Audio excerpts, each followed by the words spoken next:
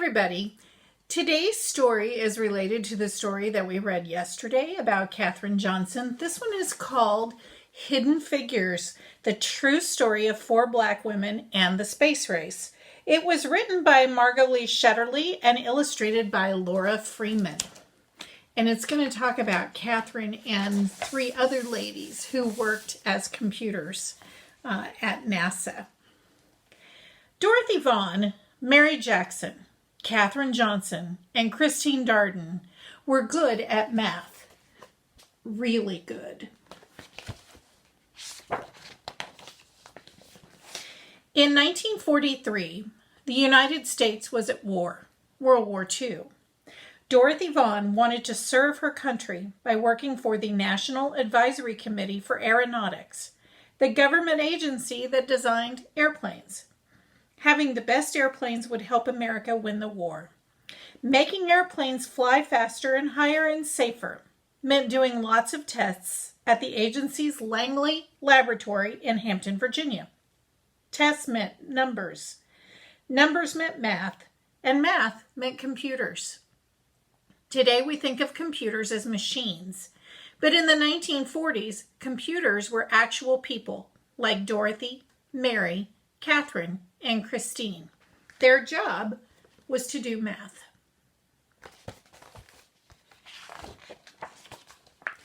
Because Dorothy was Black and a woman, some people thought it would be impossible for her to get a job as a computer.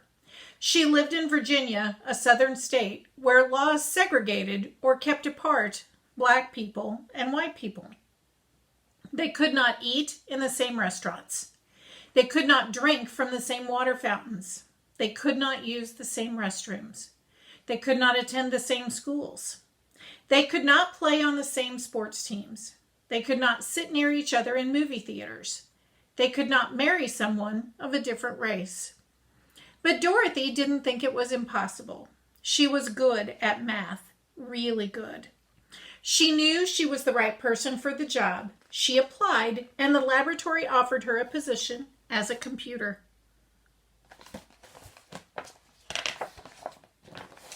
At work, Blacks and whites were kept apart. The white computers worked in one building, and Dorothy and the other Black computers worked in a different building in their separate office. Even though they worked on the same kinds of assignments, the Black computers and white computers used separate bathrooms and ate in separate lunchrooms. America won the war in 1945, but Dorothy stayed on the job, still trying to make airplanes faster and safer. By 1951, the Americans and the Russians were competing to see who could build the best planes. That meant more experiments and more numbers. Lots and lots of numbers. And more numbers meant the need for more computers. That's when Mary Jackson got a job as a computer at Langley. She worked in a group that tested model airplanes in wind tunnels. A wind tunnel was a machine like a huge metal box with a powerful fan attached. Mary put model airplanes in the wind tunnel and blasted them with air from the fan. This experiment helped her group improve their designs on the models before building full-size airplanes.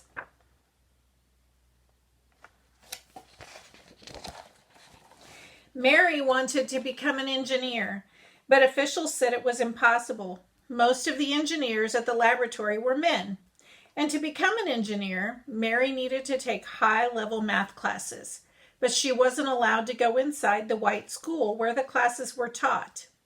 But Mary was good at math, really good, and she refused to give up. She got permission to enter the school building and take the math classes, and she earned good grades.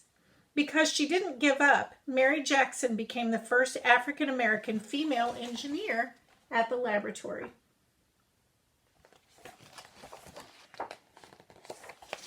Katherine Johnson was good at math and always asked lots of questions. In 1953, she applied to the laboratory for a computer job and was placed on a team that tested actual planes while they were flying in the air. Their research was used to figure out ways to prevent further plane crashes. In one of her first projects, she learned how to analyze turbulence, or dangerous gusts of air. No one knows how many lives her work may have helped save.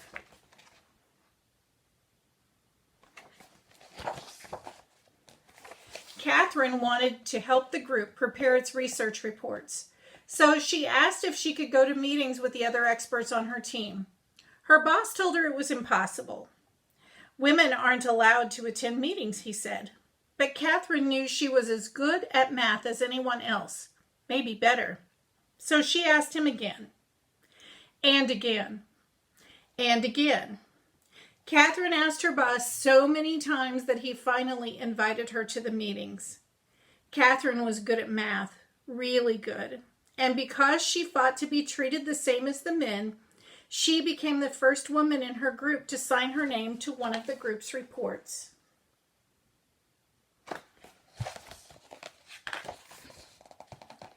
In the 1950s, the Langley Laboratory bought a machine computer that could do math faster than the human computers. At first, these machines made mistakes. Dorothy learned how to program the machines so that they got the right answers. She taught the women in her group how to program the computers too. In 1957, Russia launched a satellite known as Sputnik into orbit around the Earth. The United States started building satellites to explore space too. For years, the laboratory had used math to design airplanes. Now it would need math to create spaceships as well. The government decided to change the agency's name from the National Advisory Committee for Aeronautics to the National Aeronautics and Space Administration, or NASA. In 1961, President John F. Kennedy told Congress, "I believe that this nation should commit itself to achieving the goal, before this decade is out, of landing a man on the moon and returning him safely to Earth." A man on the moon? But the first step to getting a man on the moon was to send an astronaut around the Earth. NASA was going to need to hire more space experts and more people who were good at math. Really good.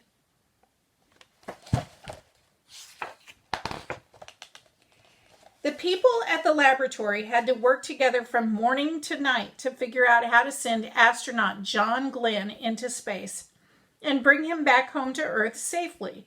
Katherine Johnson knew she could use math to help. "Tell me where you want his spaceship to land, and I'll tell you where to launch it," Katherine told her boss. Katherine helped calculate the trajectories, or pathways, that rockets traveled through space. She had to plan Glenn's exact route, from takeoff in Florida to splashdown in the Atlantic Ocean. There was no room for error. No one was better than Katherine at solving these tricky math problems. Days before his mission, John Glenn wanted Katherine to double-check the machine's computer's trajectory calculations to make sure it hadn't made any mistakes. When Katherine said the numbers were correct, Glenn was ready to go. On February 20th, 1962, Glenn blasted off into space, circled the Earth, and made his way home safely.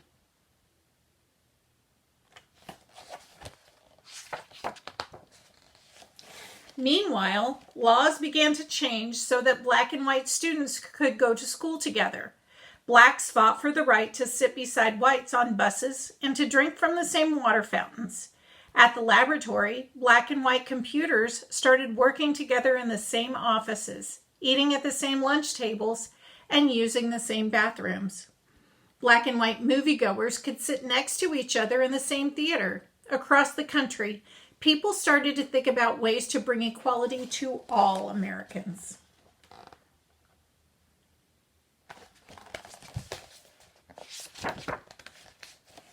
Christine Darden was good at math, and she loved electronic computers.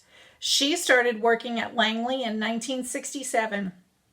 Christine wanted to become an engineer, and thanks to Dorothy, Mary, and Catherine, she knew it was possible. Eventually, she became an engineer for supersonic airplanes, planes flying faster than the speed of sound. But her first job was to help with NASA's mission to the moon.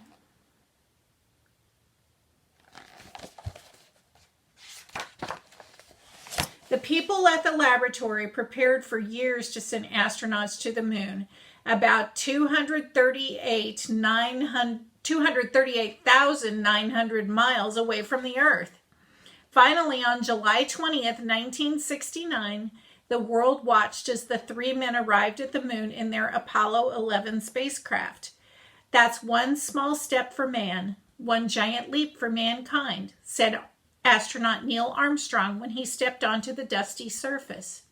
But it was also a giant leap for Dorothy, Mary, Catherine, Christine, and all of the other computers and engineers who had worked at the laboratory over the years.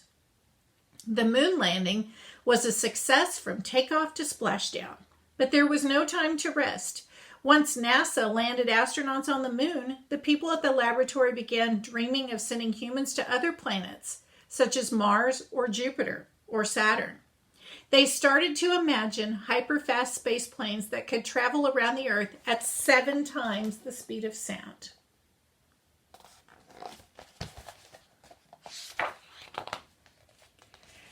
The next adventure wouldn't be easy and would require lots of tests and lots more numbers. But Dorothy, Mary, Catherine, and Christine knew one thing. With hard work, perseverance, and a love of math, anything is possible. The end. Okay, so that is the story called Hidden Figures, the true story of 4 black women and the space race, written by Margot Lee Shetterly and illustrated by Laura Freeman. And I'll see you next time with another story.